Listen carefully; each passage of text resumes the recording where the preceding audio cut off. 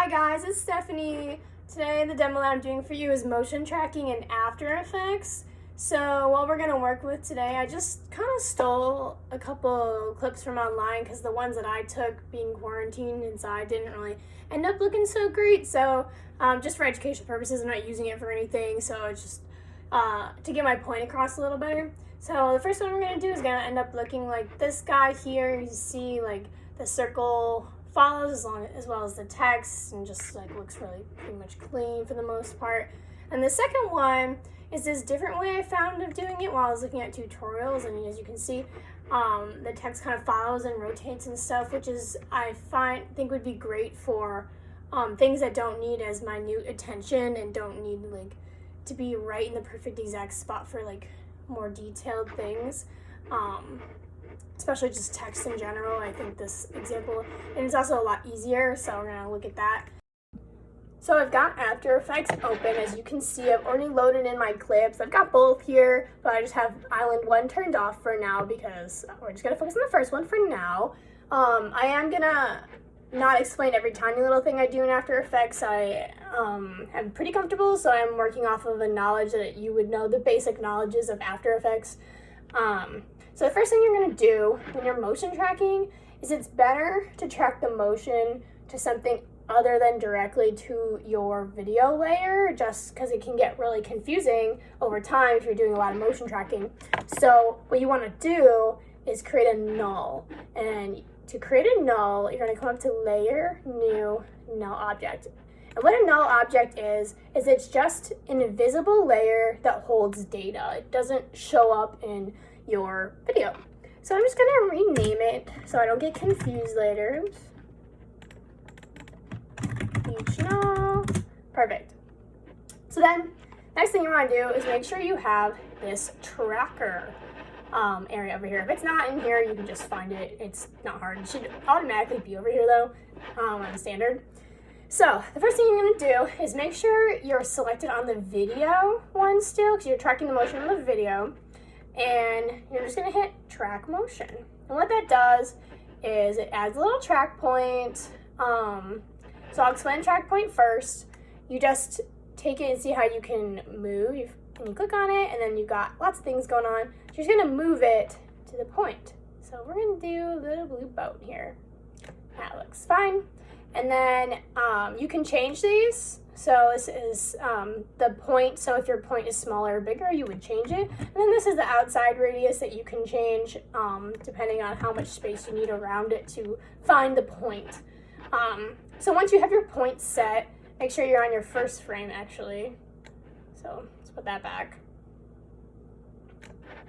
And then you don't have to worry about too much of this. Make sure this is on transform. And then you can also do position, rotation, and scale. You can do them all at the same time. You can pick, but we're just going to focus on position for this one. The only other thing you want to make sure about is your target. So it's already on the right one here. You can see beach null, but if you didn't have it on the right one, you just go here, beach, and you would select the correct one, but you want it on your null. So the next thing we're worrying about is these little keys here.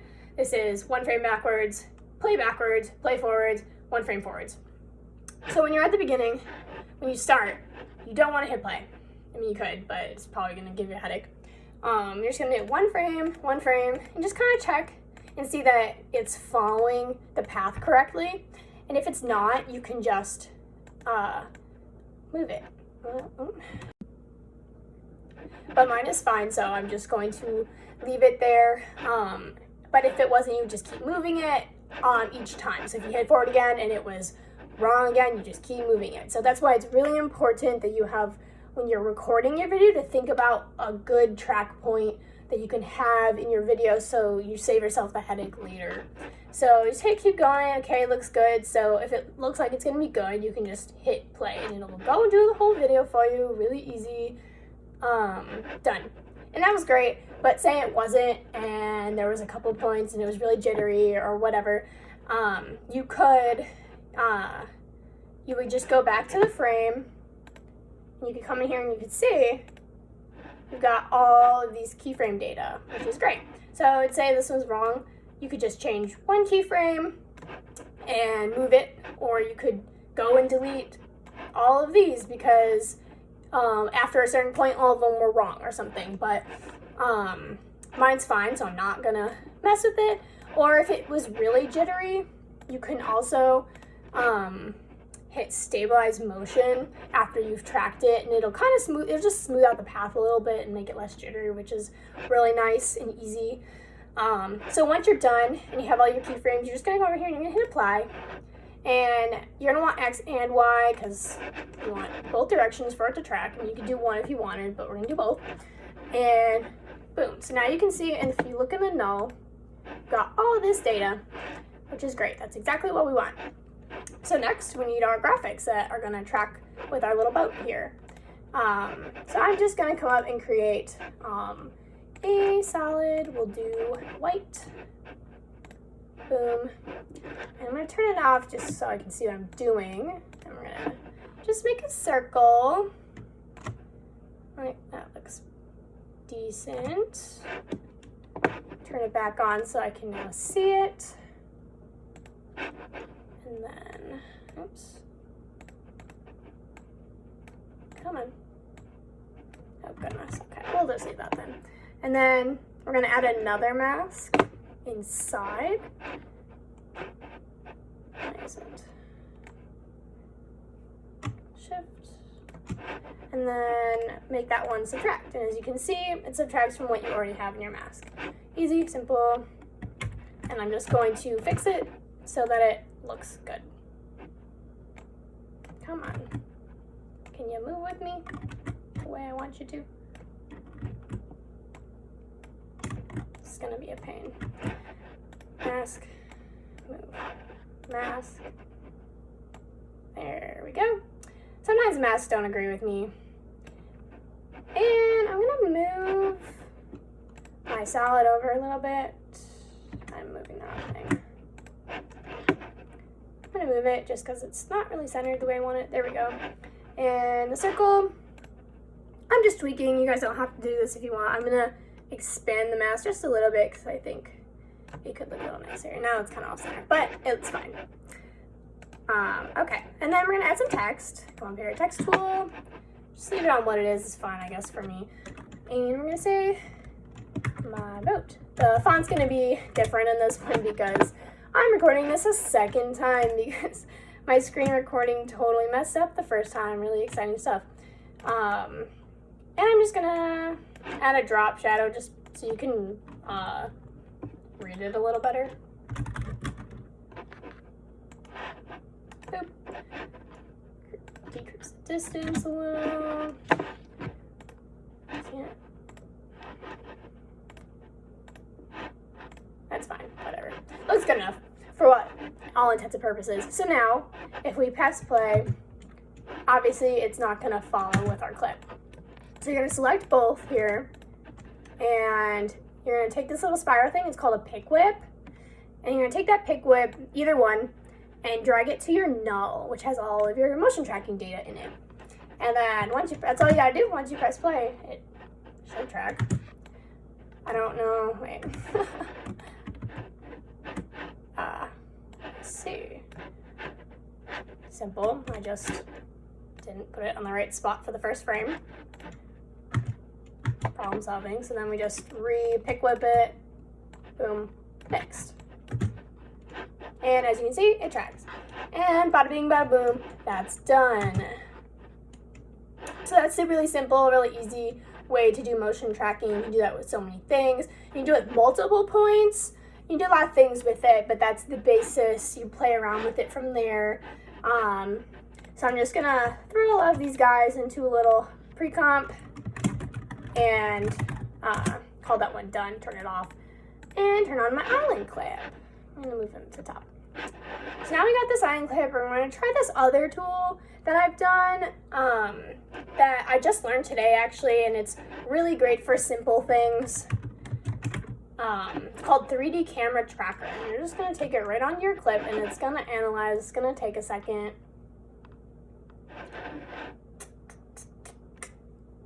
You can see it's analyzing over here with the percentage. And then solving. And then once it's done, you're gonna see if you did it right, it's gonna have all of these wonderful, colorful points. What these points do is they're just kind of tracking data on all these different points and the depth as well. And so when you hover over, you can see this plane start to be made. They make it off of 3 different points, and you can see it because I highlight when you do it. And you can see the like direction changes of the plane depending on where you put it. Those are kind of weird. Front there, a lot of different stuff. And it doesn't do well with like flat tracking. You really need a lot of detail, so this one's better when you have a lot of detail in your shot. So I'm just gonna pick something. I'm gonna be on my first frame, first of all. And I'm gonna pick something that looks good to me. Okay, I'll just do that. That looks fine. And you're gonna click on it and they're all gonna highlight like that. So then all you have to do is right click, and you can create different things depending on what you want. But we're just gonna do text for this one. So we're gonna create text in camera, and all these things pop up. And you can see the text just automatically plopped right in there. So we're just gonna change the text name. I'm gonna do quarantine. If I could type, there we go. We'll do quarantined. And then, boom. And obviously that doesn't look amazing the way it is. So the way to change that is you go in your text, or whatever layer if you're not using text, and you're gonna transform. You can see they have even more options than the normal transform does. And you're just gonna mess around with it basically until you find something that you like. So I'm gonna do that. I'm gonna leave that at 0. And then definitely in the Z. Maybe something like that, I don't know. And then I'm gonna position mine above. Actually, we are gonna change. This is just personal preference at this point. Maybe like that, I don't know. Whatever you're feeling, you can change all the different things, the scale, the position, anything that you want to change, just make it look more like how you want it. I actually am going to move it more like that. Perfect. Okay, that's what I want. Cool. So now, watch the magic. Done. That's literally all you have to do. You can add your effects and do everything. It just tracks it for you, and it's pretty smooth all the time because they have those points. So there's really nothing you have to do. Really quick, really easy, simple solution for tracking when you're not trying to do anything too crazy and detailed. I would recommend this one. Yeah, and that's all I have for you guys. Thanks for tuning in.